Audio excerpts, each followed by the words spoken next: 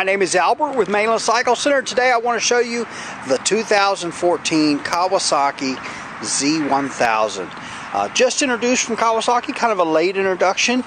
Really impressed with this motorcycle so far. The Z1000s have always been fun motorcycles. Street fighter, naked bike, muscle bike, whatever you want to call them. It's hard to not say that these are fun motorcycles, because they absolutely are fun motorcycles to ride. Whether you like the styling or don't, they're absolutely a blast.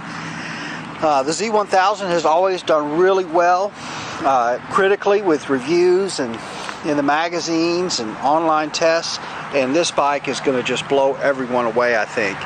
The styling on it, first off, is I think just incredible. I think it is by far one of the most stunning looking Z1000s we've had yet, and one of the most aggressive and good looking street fighter naked bikes on the market today. I just love the flow of the bodywork. When you see how this flow is here, the swoopiness of the tank to the seat to the tail section to the headlight, just really looks good. Kawasaki really has upped their game with this motorcycle.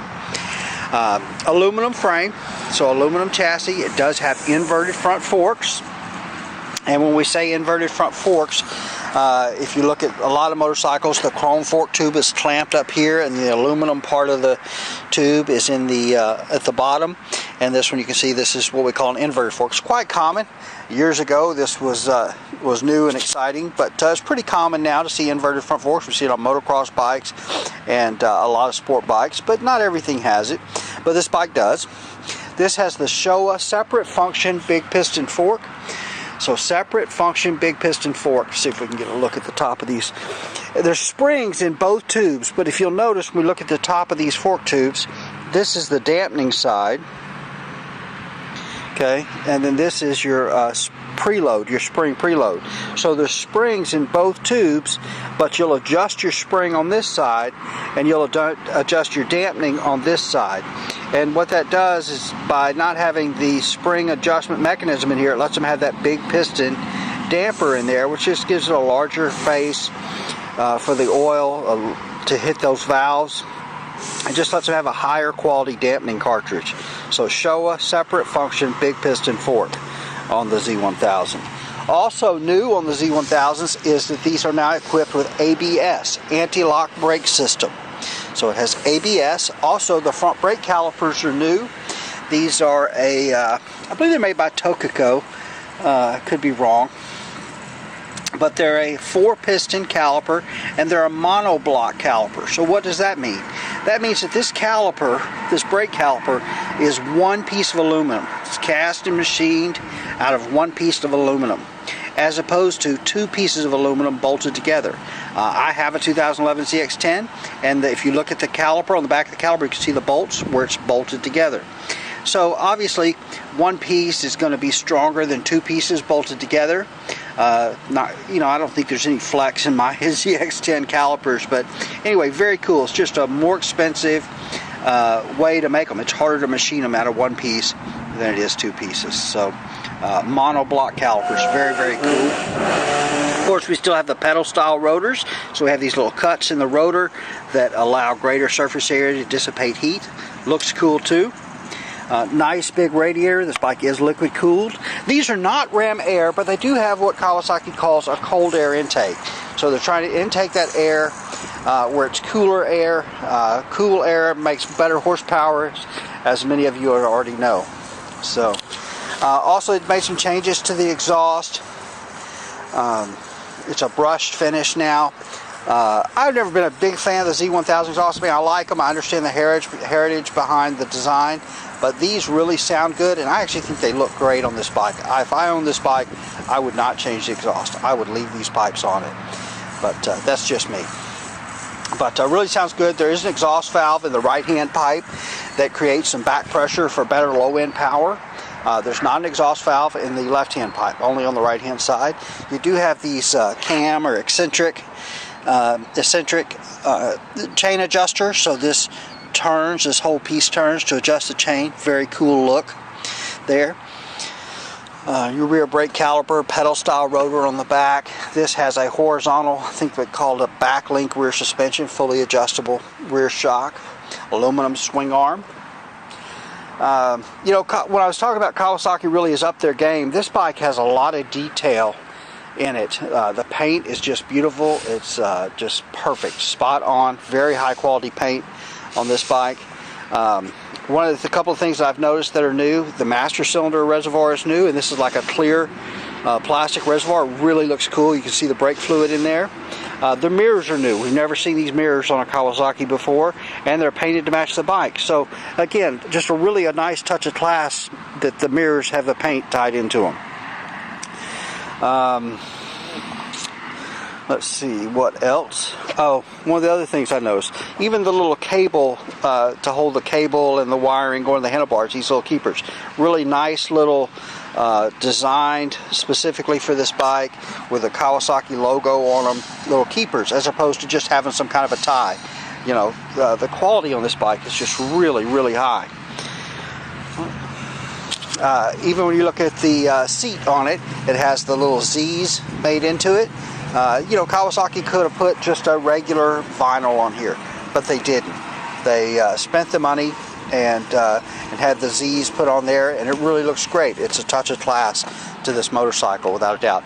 And then what looks like the tail section here, this green, is actually the rear seat.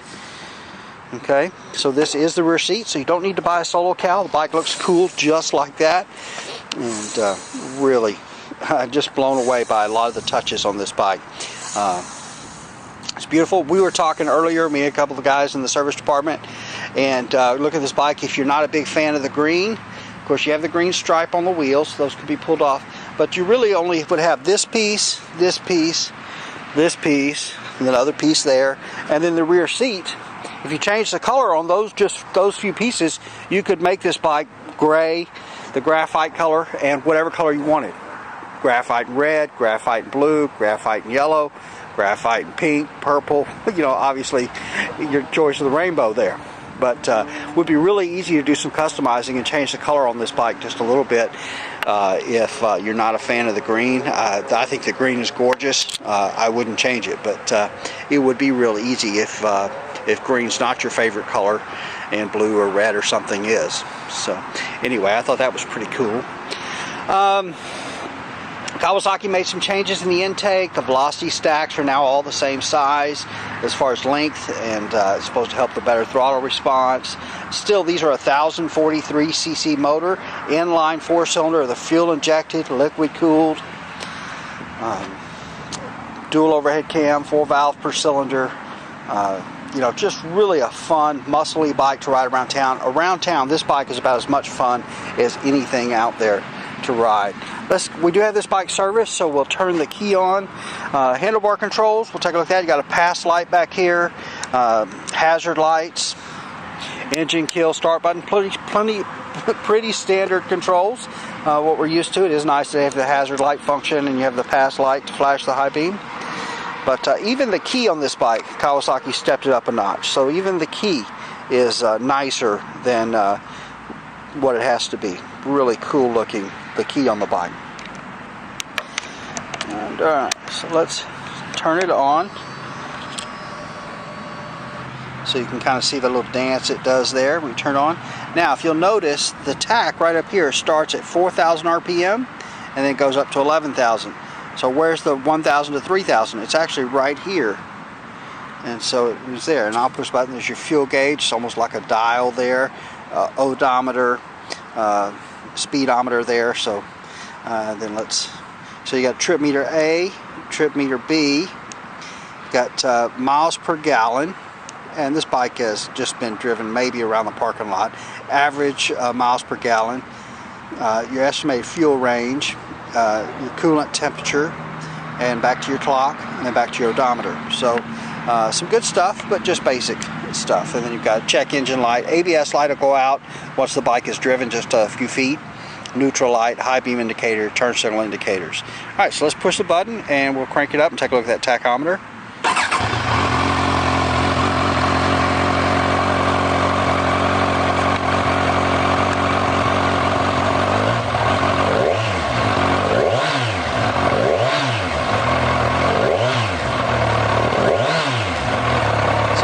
see once it gets to here, then it takes off to here. I don't want to rev it up a whole lot. This bike is brand new, and but definitely really cool. I dig it. See if we can get a little sound of that exhaust. The exhaust has a great sound to it.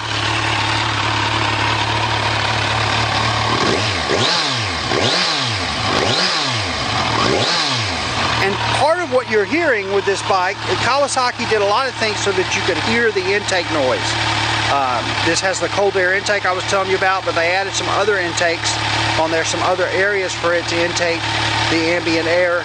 And part of the reason they did that was to open up so you could hear that intake growl on this bike. So when you ride this bike, you open that throttle, you're going to hear that air and stuff going in there, and it's really going to give you almost that muscle car experience when you ride this bike. Meaning a 60s muscle car is not the smoothest, quietest thing to drive, but it's a lot of fun because you can hear it and feel it, and that's part of what Kawasaki wanted to do here. But I'm really just digging this motorcycle. Like I said, I think it is just absolutely gorgeous. I think Kawasaki did a great job. The quality is extremely high, and it's just a beautiful, beautiful motorcycle. And anyway, I'm thrilled to show it to you. I'm sure I left something out. I'm sure there's something more I could have said about this bike, but it looks like we're about almost 12 minutes in, so I think that's plenty. But so anyway, there it is, the 2014 Kawasaki Z1000. We are Mainland Cycle Center. We're located in Lamarck, Texas. We're about 30 minutes south of downtown Houston, just off of I-45. You can find us online at mainlandcyclecenter.com. You can find us on Facebook, Twitter, YouTube, of course, and give us a call at 409-948-4969, and we just love it. If you'd shoot us an email, give us a call, or even better, come by and see us in person here at Mainland Cycle Center, where we'd love to help just any way that we can. Hey, thanks for watching.